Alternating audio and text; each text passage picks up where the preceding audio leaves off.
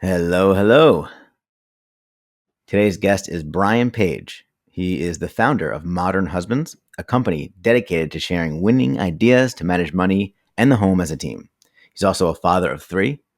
We have a really amazing conversation about the challenges of money management and talking about money in a relationship.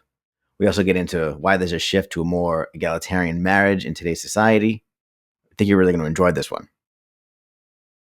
Let me know what you think. My name's Anthony Franzese. You're listening to the Successful Working Parents podcast, where we talk to working parents about how they're able to balance it all and still thrive. If you enjoy this episode, please subscribe. Anyway, on to the show.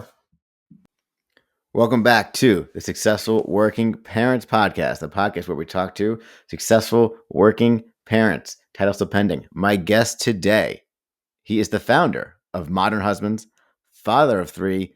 Ladies and gentlemen, Brian Page. Brian, welcome to the show. Hey, thanks for having me. My pleasure. Would love to hear a little background in your career if you'd share that.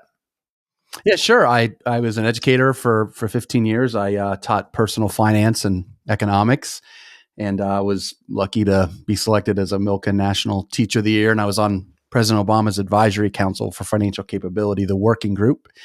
And then I taught teachers how to teach personal finance when I left my teaching career to support my wife's career, which required us moving from Ohio to Georgia, and eventually advocated and lobbied for personal finance to be required for graduation. And my wife continues to have a big job, and had a big job. We had three kids, and what was necessary was at least one of us have some flexibility. And it was my turn. So I'm the flexible parent at home. As my buddy Paul Sullivan from Company of Dads would say, I'm the lead dad. I work full time. Obviously, I own Modern Husbands, but I'm the one who does the doctor's visits and takes the calls from the school during the day, and my wife is an executive. So we found that for right now at this stage in our life, that works really well for us to be those types of teammates in marriage. Yeah. Shout out to Paul Sullivan, friend of the podcast. So what does Modern Husbands do? We share ideas to manage money in the home as a team. We strongly believe that for couples who are both working, which is the majority of households, that it takes teamwork to be able to run a home and make sure that there isn't one spouse in particularly being shouldered with more of the household labor, the mental load that comes with that. And then, of course, managing money as a team is a skill set in itself. Those two things really require systems to be put into place, just as you would operate a business to find efficiencies to make it work well. Your home's a business too, and you need to find efficiencies to ensure that there's fairness, that there is the opportunity for folks to be able to have the same amount of leisure time, and obviously ways in which you should manage your money together to reach the goals that you establish to reach your dreams. I mean, these money conversations shouldn't be stressful. Ideally, they're proactive and they're done in a way where you can use these money conversations that you have with your partner on a regular basis to be able to live out the life that you dreamed when you were originally married. So is your model putting out educational content? Is it working one-on-one with couples or with husbands? How are you putting out the work? We have a website, modernhusbands.com, and there's almost 500 articles there now at modernhusbands.com. We have a podcast, Modern Husbands Podcast. You can get to that podcast through modernhusbands.com. And then we have a toolkit that we sell. And that toolkit is designed for couples looking for a digital library. It's not a course. It's not something that needs to be taken sequentially. Most of the people who follow us are busy dual career couples. And it was developed with almost 50 of the leading experts in the country in this field, in the field of managing money and managing a home and supporting each other in your careers.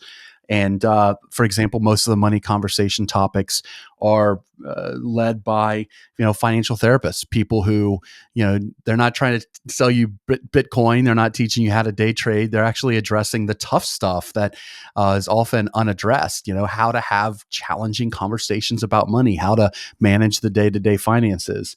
So that toolkit is something that couples use as a resource for them to be able to manage a lot of the common conflicts in marriages. And then, of course, we have lots of social media where we share these little tips and ideas, all which can be found on our website, modernhusbands.com.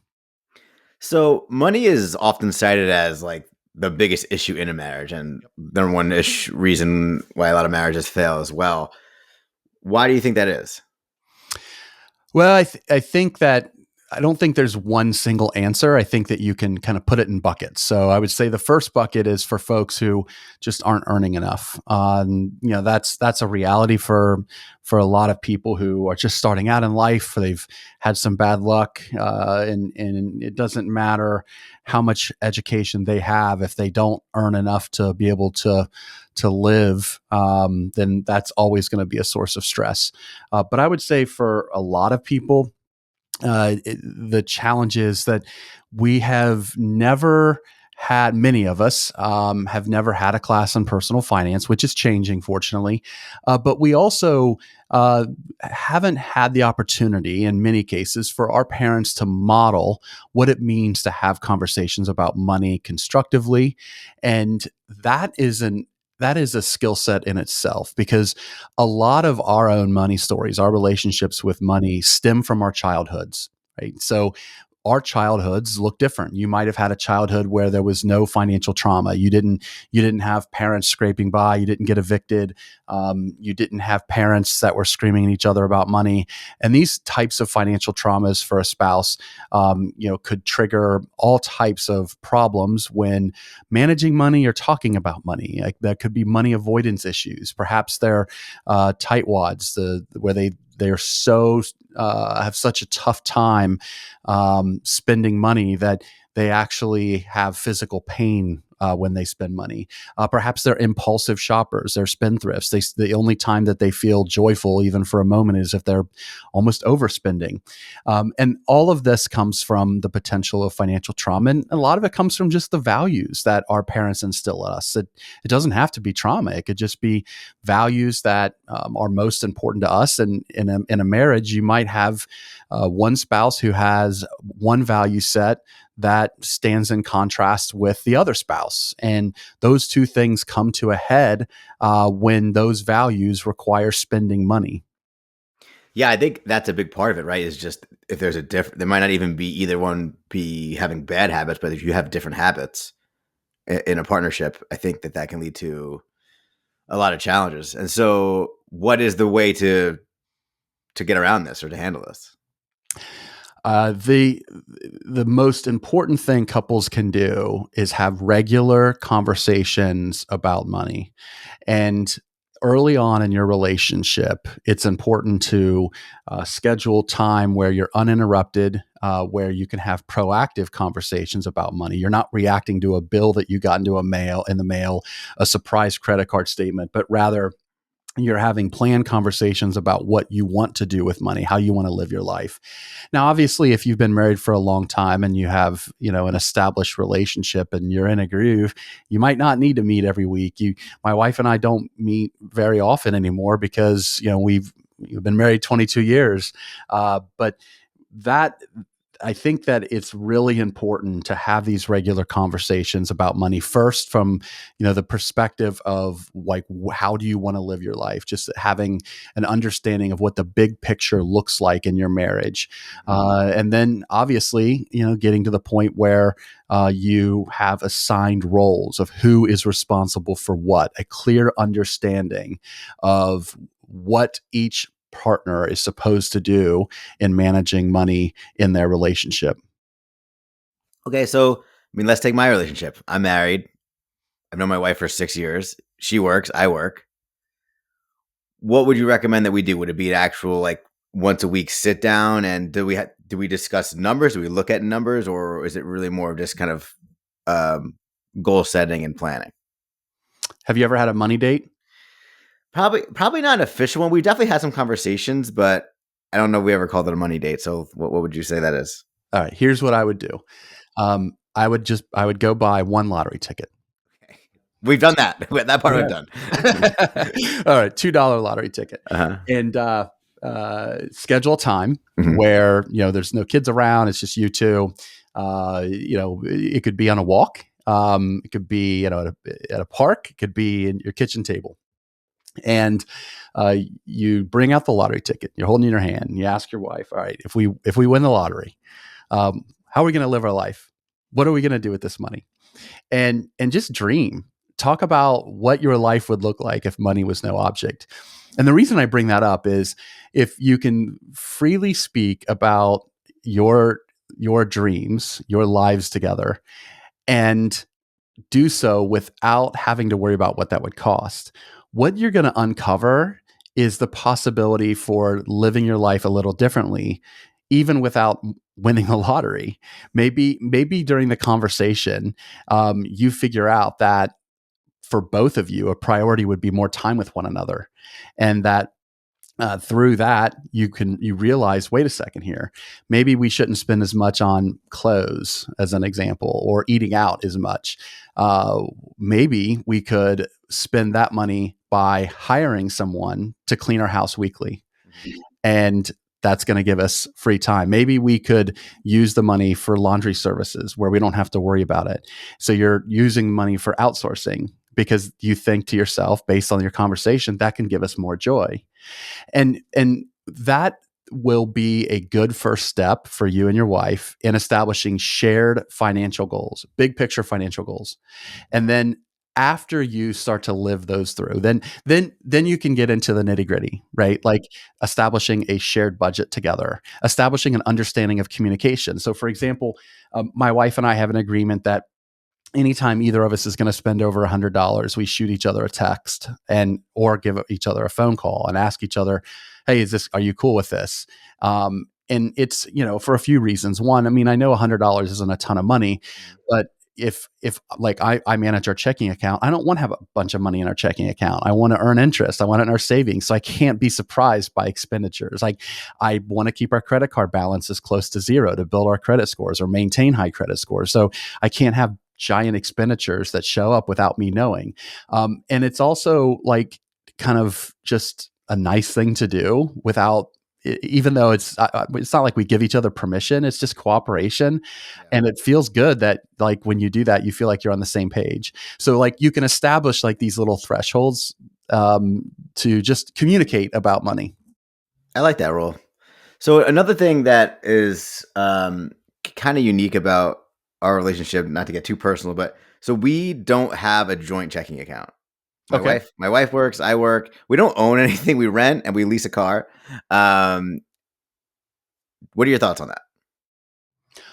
Well, I think the first thing to point out is that everyone is different, and so finding the best way for you is the best way.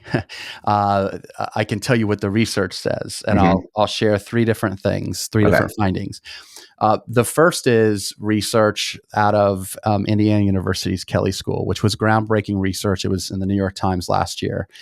Dr. Jenny Olson ran a massive study on trying to understand whether having all of your accounts together caused happiness in marriage, because up until that point, any research around that showed correlation. Right? It was very consistent that when people had their money together, that they were more likely to be happy. But that doesn't necessarily mean that it's causation. It doesn't mean that it caused happiness. And so what she found was that in most cases, for first marriages and for engaged couples, that it actually causes happiness, meaning that after you get married, there's usually a decline in happiness, and that by the folks who, and this is thousands of participants who had all of their money merged, that decline in happiness was buffered, and after a couple of years, it actually increased. Did they say why? So the hypothesis is that when all of your money's together, it takes out the element of your money and my money. It's our money, so our life, our money, and that you're working together with everything that you have.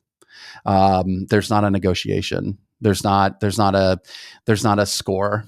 There's not like I'm bringing this to the table financially. You're bringing that to the table financially. You look at it more holistically. So if, let's say, in a relationship, one of you is like earns significantly more than the other, but the other person who doesn't earn as much contributes more at home, it brings wholeness into the relationship. Now that's not the case for everybody. I mean, there were outliers, and the outliers are traditionally people who are financial opposites, extremes. These are people who where one is a tightwad, meaning it brings them pain to spend, and the other is a spendthrift, meaning that they feel like they have to spend. And the strategy that worked well, according to Dr. Scott Rick from the University of Michigan, he's a behavioral economist and he wrote Tightwads and Spendthrifts, is to use the yours, mine, and ours strategy. And the structure, the flow of the cash is important here. So a couple would have a joint account where both of their paychecks are directly deposited. That's important. So the money goes into this joint account. It's psychologically money laundered.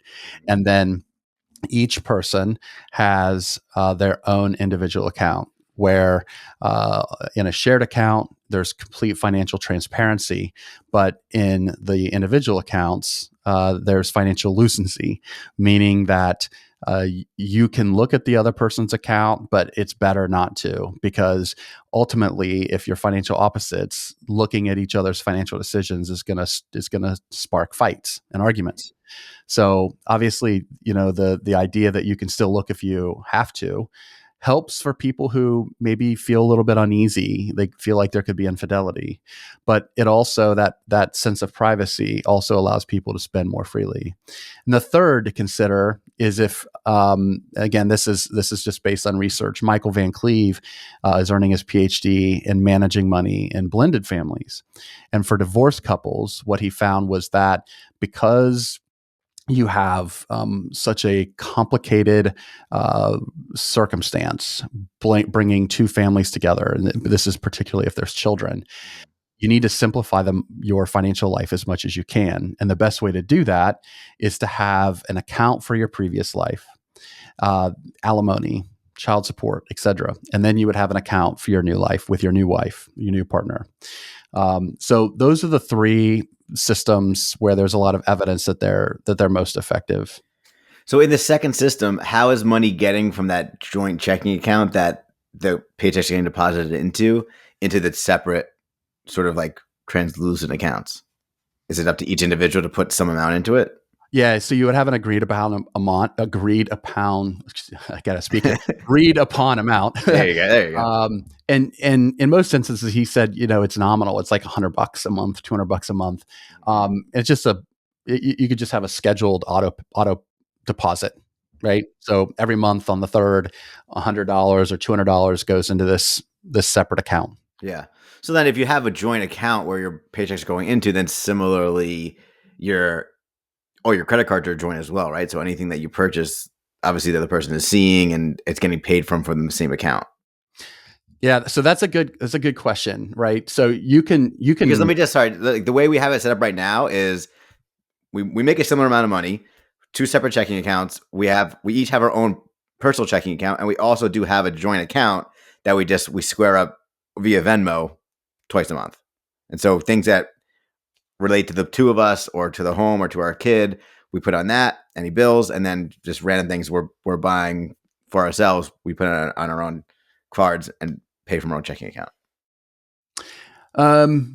Yeah, I mean, like I said, if that's working for you, that's good. And I think you probably have some business expenses, so that you would want a separate account for that. But I'm curious. There's two things here I want to tackle. First is the credit cards, because that's a whole separate conversation. Because some people like really struggle managing credit, and some people are really great at it. I had a perfect credit score at one point, FICO 8 credit score. Humble brag. Absolutely.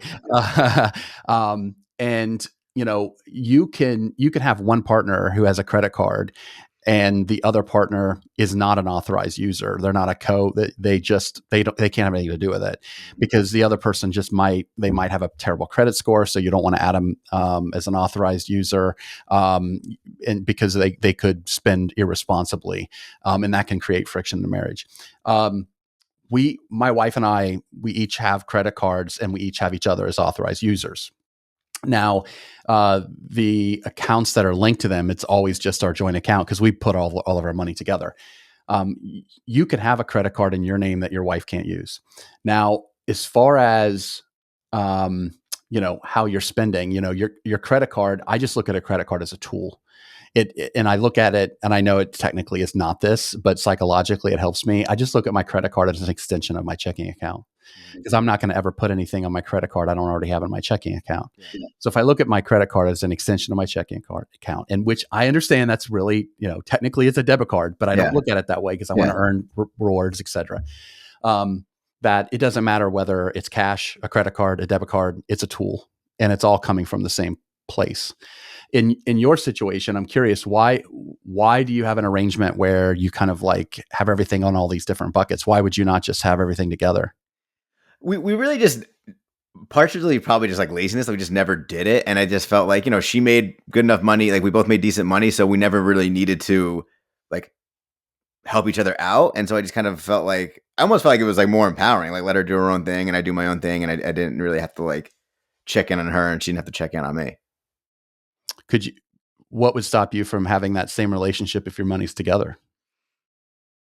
I guess nothing. Like I guess I could not really look too much at what she's spending, and if I don't care now, I guess I wouldn't care more, even if I had access to look at it, right? Yeah, it doesn't matter. Yeah. But here's why I'm asking this question. And I don't remember whether this was a hypothesis or this was a finding in research, but when you join your accounts, you're more likely to build assets, because with all of your money together, you're naturally going to be a little bit more thoughtful about how you're spending that money and how that expenditure relates to the goals that you've established for yourself. And if you have established financial goals to build more wealth, as an example, to contribute more toward whatever it may be, you're more likely to do so when all of your money's together, because you're naturally going to be holding yourself more accountable, because your spouse is going to see those decisions. And it's not because they're going to be like repercussions or something like scolding if you're spending, in a certain way, as long as you're not overspending.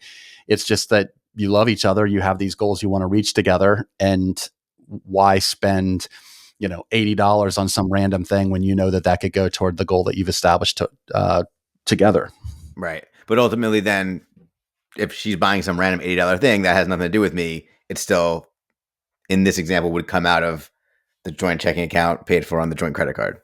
That's how we do it. Yeah. Right. I mean, my wife's an adult, and, we have to live our lives and enjoy our lives. And I think for your situation and our situation, we make enough money where that doesn't create stress and friction.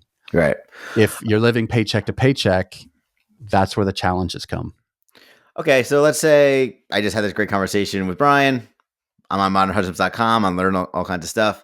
Now I want to talk to my wife about this. How can partners open up a channel of communication, especially with a topic that could be a little bit, tender or sensitive to some people? Like, how do we broach these topics thoughtfully? It's got to be the lottery ticket is, I think, the way to go. That's the first step. And then the second step is establishing goals together. Money conversations should be fun, right? Like there's this misconception that they always have to be, kind of these stressful things where you're solving problems. And if you're earning enough money, they're not. As long as you look at money as just a tool to improve your life. So my suggestion for you would be just to take the approach of how, after you've done the lottery ticket, what are our goals together? Like, what do we want to accomplish in the next 5 years? And then come up with a plan, right? I'm assuming that would include, it could include throttling up your investments. It can include saving more for emergencies. Have you guys ever talked about what you're each contributing toward retirement? Yes, but similarly, not like, oh, if we do it, then this is what will happen. We kind of just are both doing it, and we haven't really mapped it out. Okay, so do you know how much the percentage she's contributing and the percentage you're contributing? I don't know the percentage she's contributing. I know the percentage I'm contributing. Okay. But they're just separate. They're just separate accounts. Oh yeah, they always Yeah, are. Yeah, yeah. but the reason I bring that up is that 1 in 4 married couples were found in research to together their contribution. So imagine you're contributing and your wife's contributing to your employer based plan, your 401k, and together that amount of money would be enough for you both to be earning at a minimum the full employer match. What the research found was that in 1 in 4 cases, one spouse was contributing more, the other spouse was not contributing enough, and they were missing out on average of $700 a year in employer free money. Right. That was your money, which adds up to, it could be 6 digits if it's over 30 years and it's compounding. So that would be an example of like saying, hey, are you at least getting the full employer match? Because one of the things that they found was that one partner wants to manage money in a way where they have enough, and they're scared that if they start to invest more toward retirement, even if it's just to get that employer match, that they won't have enough. Meanwhile, the other partner's contributing 20% of their paycheck or something for retirement. Right. So my suggestion for you would be to ask your wife, like, where do we want to be in 5 years? What do we want our life to look like? And then just structure your accounts in a way to reach those goals. Pull your money together, have a savings account. It could be a brokerage account. I don't. It depends on what your financial planner is recommending. But let's say it's something in 5 years. Let's say we're not talking about retirement. That account would be for both of you, but it should be at a separate bank or credit union or brokerage. That is where you do your primary checking. So imagine that you decide, okay, let's just pull our money together, or maybe you pull all of it together, but you each have like your own accounts where you spend like $100 a month to do what you want without having to answer any questions. You open up a savings account, high yield savings account, brokerage account at a different bank or credit union. Because psychologically, what has been found is that if it's at the same bank or credit union, it just all looks like one. You open up your app and you're like, oh, I'll just move money from checking to savings or vice versa. Yeah. And it doesn't do any good. But if it's out of sight, out of mind, and it's also a hassle to move the money, you're way more likely to actually reach your financial goals. So you set up your financial goals and you just automate however much money that you need to be saving toward that 5-year financial goal, or maybe it's a 1-year financial goal. So every month, out of that joint checking account, you contribute $100 or $200 or $300, whatever it may be. It's done automatically. You can't manually do it because you'll forget. And name the account, like Hawaii vacation or new home, like whatever it is, whatever your goal is. And that in itself will, I think what you'll find is that you'll be spending money more efficiently and you'll be happier because you're not just living a happy life now. You're looking at an account that is growing toward future happiness as well. Yeah, I like that. So a lot of this obviously requires teamwork and good communication amongst partners. That seems to be something that we're seeing more and more of. Like, people like yourself who are advocating for more equity, or the man kind of just an egalitarian relationship. Yes. Yeah. Why do you think that this trend is happening, and what can we do more of to make sure it continues to happen? I just think it's practical, right? I mean, 50, 60 years ago, most women didn't work outside of the home. And so you had systems where, the primary responsibility of a man was to be the financial provider, and the primary responsibility of a woman was to take care of the home. And I mean, that made sense 50 or 60 years ago. Yeah. Well, most homes are dual career households. Most and not that your earning power should have anything to do with this, but just as context, in 45% of houses now, women earn around the same or significantly more than their husbands. So like this notion that women should still do everything at home is impractical, particularly if you're just looking at it from the perspective of human capital and her earning capacity. You want to free her with like liberate her from having to feel like that she has to manage the home too, so she can Mhm. focus more on her career. But we also know from research that like a great way to ruin a marriage is for one spouse to feel like they're doing it all at home and the other spouse to be perceived as just another child that a wife has to take care of. Like that destroys marriages. And yeah, so like figuring out a way to recognize that, hey, look, our home is just a little mini economy, it's a little bit mini business. How can we separate things to make sure that we have a equal amount of leisure time? Right, that's the key, because you're never going to like have like this list of 4,000 tasks and like you're going to divide them up one by one. Yeah, yeah. It doesn't work that way. Like you have to make sure you each have the same amount of leisure time, meaning the mental load too, right? So like in our household, the way that we do it is when we divide up tasks, that means we own the tasks. My wife doesn't remind me like a child. Like if like the kitchen, for example, anything revolving around the kitchen, I love to cook. So groceries, cleaning the kitchen, cooking, etc. I do it. I don't. She doesn't go to the grocery and ask me. I just do it, and I don't need reminded. Like Yeah. when it comes Me too. to health insurance for our youngest child, like I don't remind my wife about anything. She just does it, right? So it's nice because when you own a task, you own everything that comes with the task and the responsibility for the task, kind of like roommates would. Like you're not a child, you're an adult.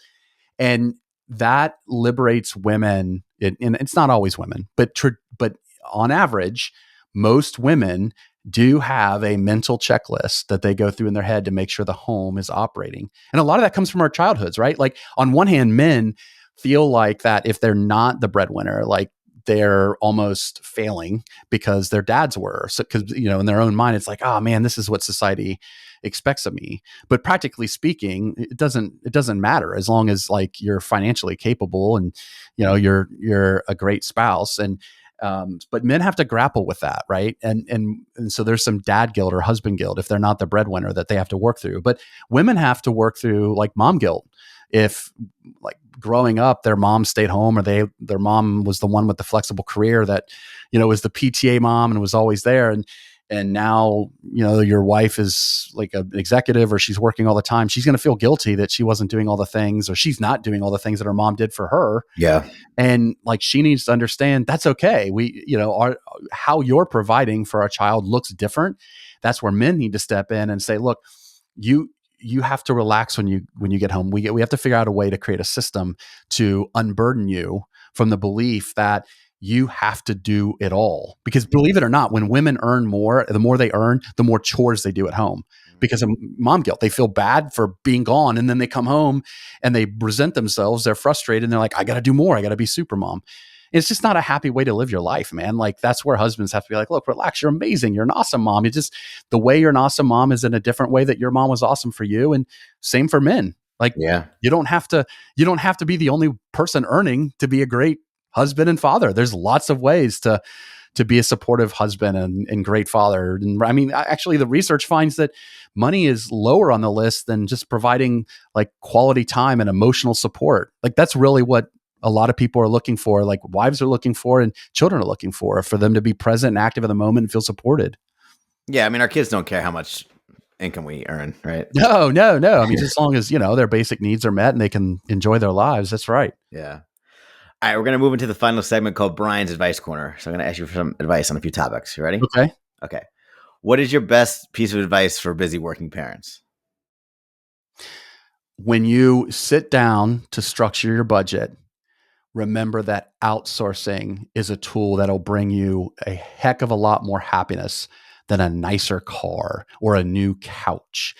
What you need to value most is time and figure out a way to create more time that you can spend with one another by outsourcing the tasks that can be outsourced and bring you together. What advice do you have for self-care? uh, Exercise, and in particular on a regular basis, in if possible, like social settings where you're with other people. So I'm just talking about guys, like hanging out with guys, like pick up basketball, or the big thing now, particularly for me, is pickleball. I play pickleball 6 to 10 hours a week. Wow. Yeah, Dedication. I know. Yeah, that's right. Yeah. we know from research that getting together with your friends, guys getting together with their friends in person regularly boosts happiness, and exercise boosts happiness. Pull it together. Bring it together to do something that you're like, hey, look, 2-3 times a week, this is what I do. What advice you have for somebody who feels like they're not being a good parent? Ooh, that's a tough question. I don't know how to answer that, because if that's how you feel, then I think that you probably need to think about why you're feeling that way. Maybe you're not being the parent you want to be. I mean, that was the case for me when I was working 80 hours a week for a large chunk of our marriage. I wanted more time with my kids, and I just didn't have the opportunity to do it. And I mean, I guess like that's one of the reasons that we restructured our lives. So I did have that time. What is the best advice you've ever received?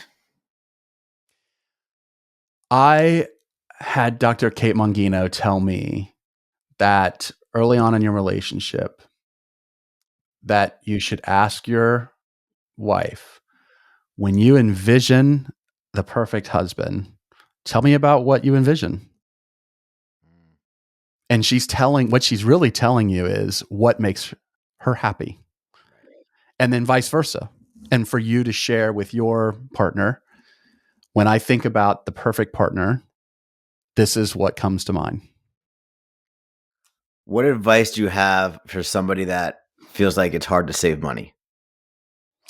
Well, it is. It's hard for, yeah. I mean, our minds we're hunters gatherers. I mean, they're surrounded. We are surrounded by consumerism all the time, man. We open up our phones, social media, Amazon, go for a drive. So to recognize that it's hard for everybody, and what the research says is clear, that when you structure your life in a way where saving is harder and spending is easier, that you'll save more. So let me give you an example. You want to automate your saving, as I was sharing before. Use that same strategy, because now you're saving without thinking, without action. It's done automatically. You want to make spending more difficult. So let's say you are an overspender. Just take the Amazon app off your phone and never have any of your credit cards autofill in any shopping websites, including Amazon. So just that extra like frustration of going to get your credit card, re-entering the information, like that could, if you're sitting in the couch and just kind of doom scrolling and you see something on Instagram you want to buy, that could be the obstacle you need, where you realize, oh, I don't want to go downstairs, get my credit card, go through it. And so you don't buy it because it's not easy. Yeah, I think I need to take Apple Pay off my phone. It's like way too easy to just pay for stuff without double clicking the Apple Pay button. Yeah. Yeah. That's a good example. What advice would you give to your former self? Oh, invest in Tesla and Apple. Buy Bitcoin in 2016. Bitcoin, yeah, Yeah. buy Bitcoin. Yeah. Yeah, I wish I could. I wish I knew how to do something other than the index fund well. Yeah, oh my gosh. I would probably, if I could sit myself down at the age of 22, I would ask myself, who would you rather be? Warren Buffett, worth 100, and I think he's worth 150 billion now. He's worth over 100 billion. Who's also 96 years old? Or would you rather be you at 20 years old? And obviously the answer is me, because Warren Buffett's going to soon pass away. And it would help me realize that what is most important and what is most scarce is our time and not our money. And I think I would have looked at the choices that I was making and the pressures that I was putting myself, but my self pressures, I would have changed those. My pressure would have shifted from providing as much financially as I could to providing as much time as I could. Okay, last question. By the time this podcast comes out, my daughter will be about 19, 20 months old. So what advice do you have for me as a father of a 19, 20-month-old daughter? Man, well, first of all, I think like it's gonna get real. Not that it's not fun yet, but it's gonna get really fun here real soon when they're walking around. Yeah. I would say that you can get more out of 30 minutes to 60 minutes a day of complete intentional quality time than you could just being around. Not that being around is not important. It's clearly important. But if you decide I'm going to look at my calendar, I'm going to set a time block of 60 minutes in the evening where nobody can bother me. I will not have my phone on me. And my only job is to bring as much joy and happiness to my child for those 30 to 60 minutes that I can. That time together, you will look forward to every day, but you will develop a bond that is much stronger than just kind of slipping into parenting decisions. Yeah. Love that. Well, Brian, this has been a great conversation. Where can people go to connect with you, learn more about you, anything you'd like to share? Yeah, modernhusbands.com. We're on a lot of the socials, like YouTube, Instagram, etc. Blue Sky now. We have a podcast every couple of weeks. We share ideas to manage money in the home and do it as a team. Obviously, again, that's at modernhusbands.com. And feel free to, if you follow us, to say hi. All right, love it. I'll put all that in the show notes. Brian Page, ladies and gentlemen. Brian, thank you so much. Hey, thanks for having me.